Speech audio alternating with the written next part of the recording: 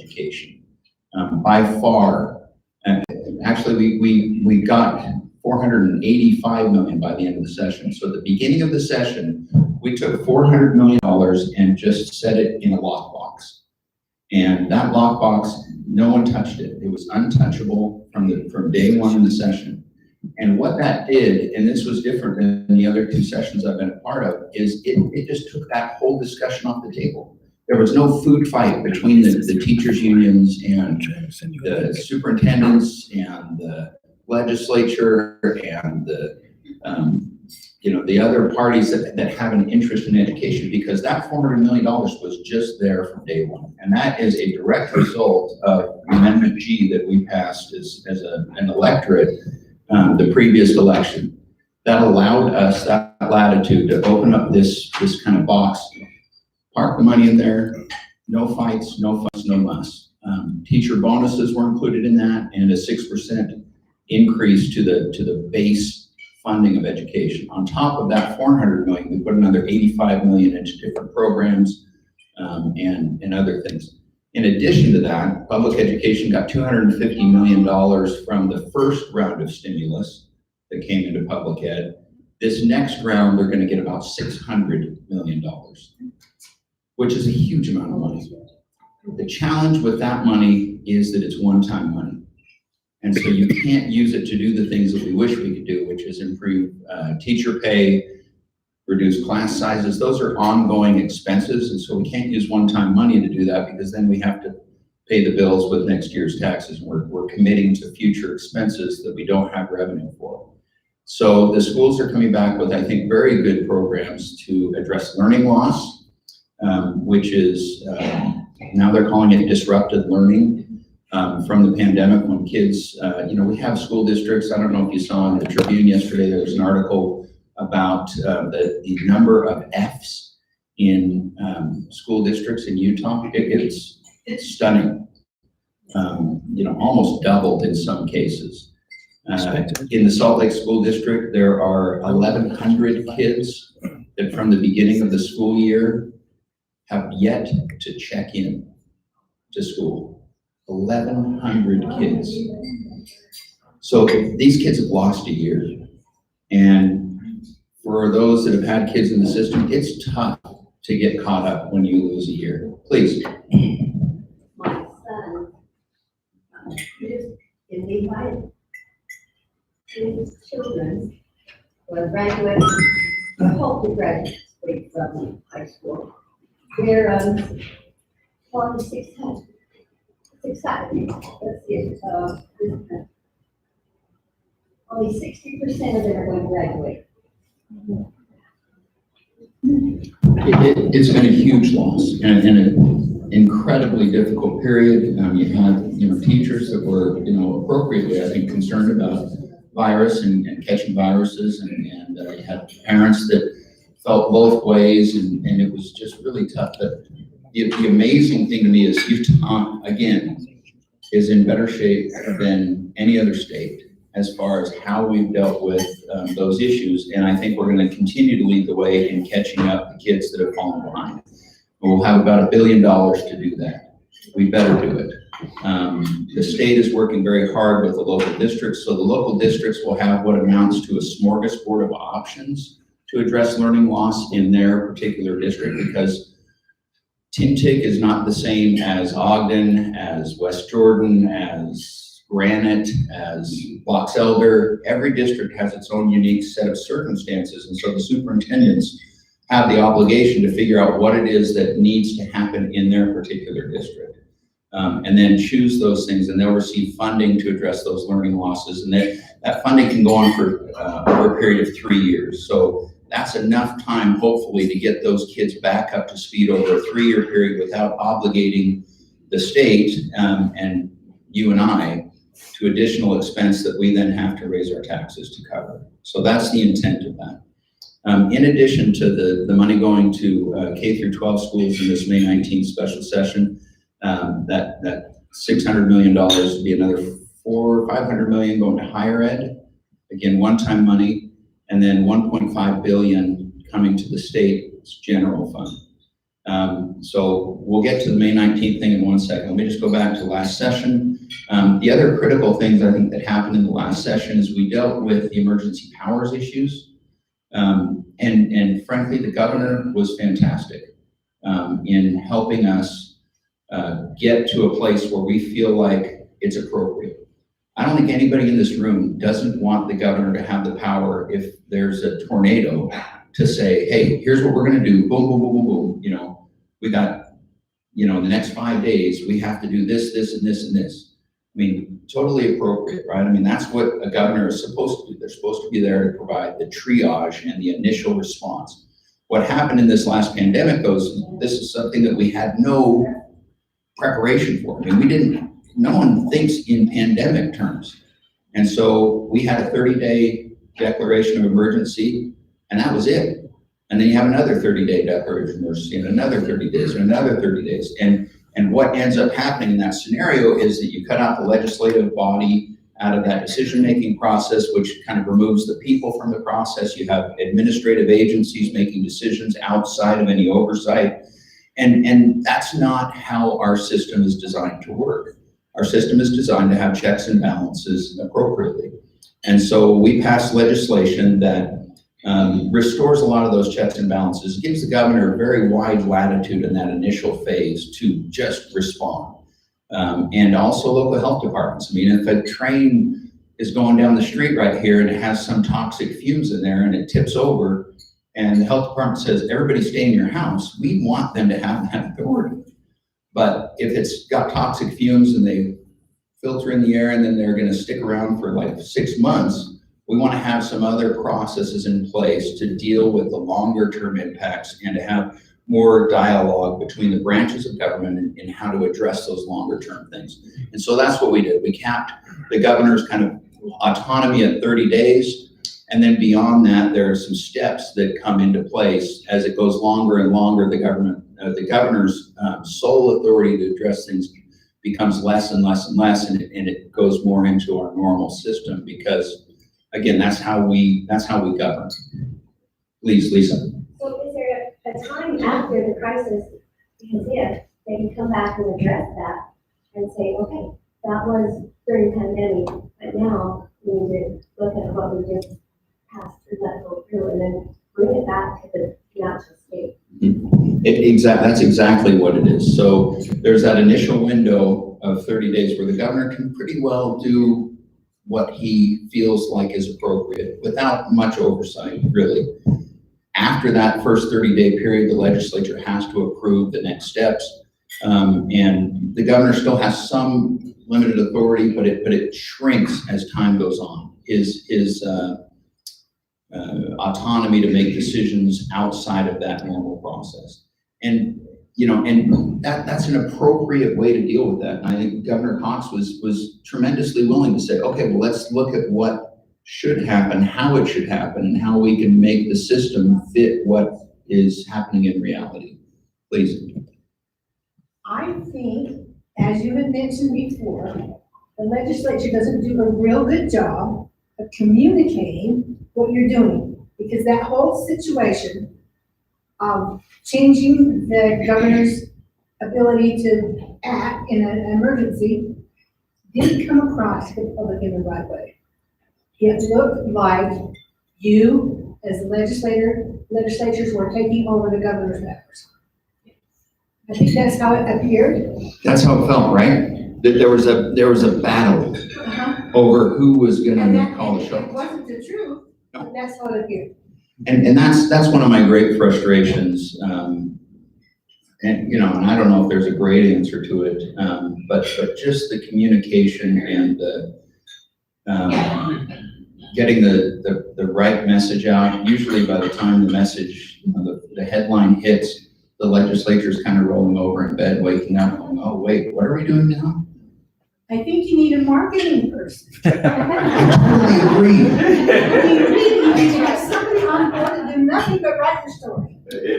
We now have a couple of those, and they're working on it, and they're sending stuff to the. And the other challenge is this, right? So you've got 75 members of the House and 29 members of the Senate, each with their own pipeline of information going out. And so that message gets scrambled from Washington County gets one message and Ogden gets another message and Logan gets a third message. And so to try and create some consistency in that messaging, that's a huge effort that Speaker Wilson is actually working on. And we have some good people that just got hired since, well, in the beginning of this year to start to do that. And we're hopefully getting better because it's really frustrating to me. I remember when we'd be down at the legislature in Rapid, and we'd come home and the news would hit. I'd turn it on and they'd be saying what happened for the session during the day, and I'm like, that's not what happened. And it's not as interesting as when you're right there compared to what you hear on the news. It is indeed. Did you remember my name? Heck yeah. Wow. Gene the Machine Martinez, are you kidding me? Wow. Remember back in the old days of being, I was at BDO. Say again? I was at BDO. Oh, okay, I remember We you. worked together. Sir, so, the House passed the transgender bill, and it's now in the Senate. And over the weekend, I don't know if you heard, but Caitlyn Jenner came out and said that boys competing as girls is unfair to girls. And so hopefully that will, and we've seen the punishment that's happened in Atlanta relative to their law. How, is the legislature afraid that the NBA will take away the All-Star game from us? That was the reason why the bill was held in the Senate. Say again? That was the reason the bill was held in the Senate, was because the new owner of the Utah Jazz got together with the sponsor and said, look, you know, if you do this, you're costing the state, you know, millions and millions of dollars in exposure and all those other things. That's a real tough one. That was, you know, in some respects, that's an issue that we have to address, right? At some point, we've got to address these really tough issues. And that's a tough one. But there wasn't a problem yet. And so that's part of the other issue is we haven't had any instances in Utah of that being an actual issue. And the USHAA, Utah High School Athletic Association, has some rules in place. But the science, we don't actually know what the right answer is right now, especially, you know, the Olympics have one standard, the NCAA has a different standard that they're now under review and they're going to change. And so, you know, at the high school level, you're dealing with, you know, everything from prepubescent to just barely postpubescent kids with different gene therapies and different medicines they take. I mean, it's a tough one, extremely tough, especially because, you know, the message that we don't want going on, again, goes back to messaging and PR, right? PR. We don't want the message to be transgender kids, you're no longer welcome in our state. Your families are no longer welcome in our state. We don't even want to know you exist. I mean, and unfortunately, that's kind of the message that goes out with that kind of activity, with those bills. And that's the wrong message, right? I mean, that is not who we are as a people and as a state. We're not those people. We are people that say, look, we support you, we love you, we want things to be fair, we want things to be right. And so we have to do a better job with those really, really tough issues like transgender, you know, and Utah's led the way in a lot of ways. You know, the compact that Utah did, we did the immigration one first. We did the, what was the other, the Utah compact on same-sex issues. Can't remember the name of it, but we had another compact that led the way on that, you know, as far as you can't discriminate in housing in Utah. You can't, you know, all the right things, right? The things that are our core values. We did a great job of that. We have to continue to take the lead on those really tough issues because if we follow the national trends, we're in some soup. I mean, we are in some thick soup that is going to get us caught up in the same things that we all look at the national news and go, oh, I just want to throw up. So that answer that question. So I don't know what's going to happen next year. I'm hopeful that those stakeholders, the best thing that happens is when all those stakeholders get together and sit down at a table and work out the right answer. And that happens in a lot of instances. That's how we've got those other Utah compacts. You get the right people together and they figure it out. And no one gets everything that they want, but everybody gets to a position where they're comfortable and that it sends the right message and it does the right things in the big picture. And so that's what I'm hopeful that's what's supposed to be happening. I haven't talked to Kara Birkeland about it since the session. I'll see her in a couple of weeks and I'll ask an update on it. Would you consider a moratorium so that these young ladies can, because these are scholarships for which they're competing. I mean, they're competing for a bunch of important things, and I think you should think about it before you implement anything, right? But in the meantime, have these young ladies be able to compete so that they can get into colleges and those kinds of things. I'm hopeful that they come, and I'm just not that involved in that issue, so I don't know the right answer. I'm hopeful that they will come back, and I know Kira Birkeland, she's from Oregon, very thoughtful, very earnest in trying to do the right thing. And so she was convening those groups and getting them together to try and come up with a reasonable compromise in a way that it does the right things without creating negative impacts long-term on athletic scholarship opportunities. And I mean, there's a number of things I think that they could do. We talked about having a separate league for non-competitive but participatory high school sports, which I think would be wonderful. If kids don't make the soccer team, there's an outlet for them to go play soccer with other kids that just want to play. All those kind of things. So I think there's an avenue there, and I'm hopeful that they come back with a kind of a unified front and say, we found the right answer and here's what we propose. And then we'll ask questions about it and try and figure it out from a legislative standpoint. But that was one of the tough issues this last session. Let's see. I'm not checking my time here. May 19th is the next bill. May 19th, $1.5 billion with a B. That is a lot of money for a state that is running a surplus. We are running a surplus because, frankly, we have the best state in the union. From an economic standpoint, from a social standpoint, from a recreational standpoint, I mean, we're doing incredibly well in the midst of this pandemic. But what comes with that? Massive challenges. We just had the last census, we're the fastest growing state over the last 10 years in the union. So a little bit of population impact has a huge outsized impact on what we're doing. Is anybody trying to buy a house lately? My grandchildren. Your grandkids can't do it. 9 hours, 14 hours. They're doomed to a fate of renting. That is a huge, huge concern to me. So, and I'll just tell you, the positions I have in the legislature right now, I'm the vice chair of public education appropriations. So that's the body that appropriates money to the public schools. So I'm very involved in the K through 12 education world. I'm the House Chair on Affordable Housing. So that's put me into that space, which I am deeply involved in and feel very passionately about. And here's my concern from a big picture. So the United States, what are we built on? We're built on a middle class. We're not built on the upper crust telling everybody else what to do, like the old, before the French Revolution, right? We don't want to go to that model.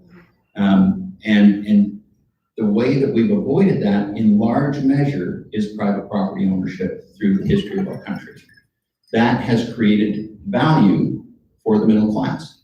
What's the number one way that people create value in their lives? They buy a home, home appreciates over time, they pay down principal, they have equity in their home. That is the number one asset in most people's portfolios.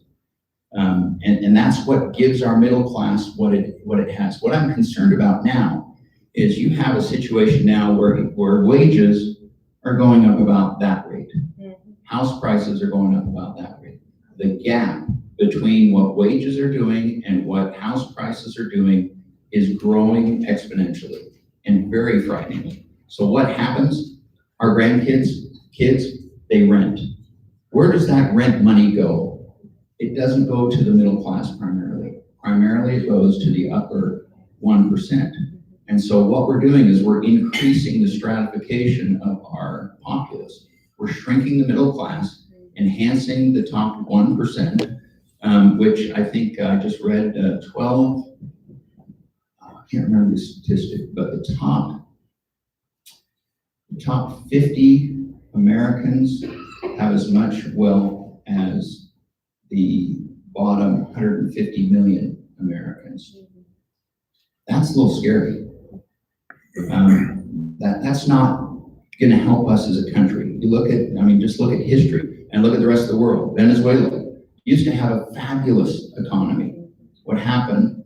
They went to socialism, which was a big mistake in the first place. But with that, they didn't, and this is the real thing, right? It doesn't go to true socialism where everybody's equal. It goes to socialism where everybody from this level down is equal and this level has all the money, and it results in a societal breakdown. So that's what we're seeing in Venezuela right now, is a complete breakdown of their society where the middle class is gone. It just vanished. Rampant inflation, all kinds of problems come from that. That's what I don't want to see happen here. And so it's a huge problem. There's not enough government money that we can print to solve the housing crisis. We cannot buy our way out of this problem. There's just not enough money, and then how do you distribute it equitably, and who wins and who loses? And so we have to address it structurally. And this is where it gets really, really tricky, because this is what happens in your backyards. So what happens right now? Somebody proposes a dense apartment condo complex or some housing in a, that's pretty dense in an area that is primarily single-family homes, and the residents there go, hey, that doesn't really belong here. We don't want that. No to their representative, their elected representatives, and those elected representatives do their job of representing their people, right? And they say no to that particular. And so that city says no, and the neighboring city, same thing, says no, and the neighboring city to that says no. And so we end up not solving a problem that we have created ourselves by our zoning laws. The reason we don't have more housing is because we don't have any place for it. We're in a bobsled run, right? We got this lake on one side and mountains on the other, and in between there's a finite amount of land. And so we pushed development out to the edges. Well, what happens when you push development out to the edges? Who loves traffic? We lengthen the time people spend on the road. I grew up in Southern California. I know all about traffic. And bedroom communities where people live and then drive into work. So we have to address that intelligently without being heavy-handed as a state. And so those are some of the things I'm looking at on the Affordable Housing Commission, is how do we not just beat everybody down? Oregon, for instance, they said the entire state, you can no longer have single-family zoning across the state. So if you own property in Oregon and you want to build a duplex, you can build a duplex anywhere. That's not the approach I prefer. I think the approach that works best is one where you have more regional planning, so you don't pit one city as the loser and one city as the winner. If this city, kind of gives in, then the next door neighbor says, oh, good, they did our part to solve the housing crisis. We have to look at regional solutions. We have to all just commit to say, look, we recognize this is a critical issue. This is what we're passing on to our grandchildren, is the inability to own property, the inability to create wealth over the term of their lives the way that we have. And subsequently what happens, their standard of living is going to be less than ours. Lisa? My daughter is looking for a place right now. You get the world without. I'll tell you, when you get married, you start making an apartment, and now you get 2 or 3 kids, and you go to look at these places, and there's no close, there's no grass, there's no yard, there's families with 3, 4 kids or more that are living so close together. There's nowhere for the kids to play or to do or run, and it's so expensive. My daughter didn't have to live in an area like that. Rents have gone up.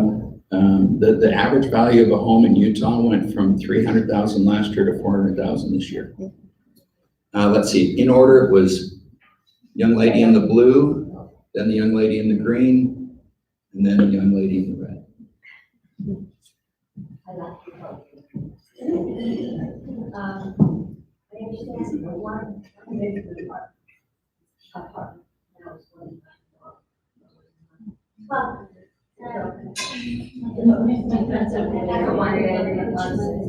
And not a very nice apartment. Yeah, it's really frightening. Please, in the green. So I was just thinking that with, I know what she's saying about those houses being, they're just built on top of each other with no yard. Do you think, or statistically, does that cause juvenile influence because there's nowhere to go at home, so they're out on the streets doing things, causing any problems to society?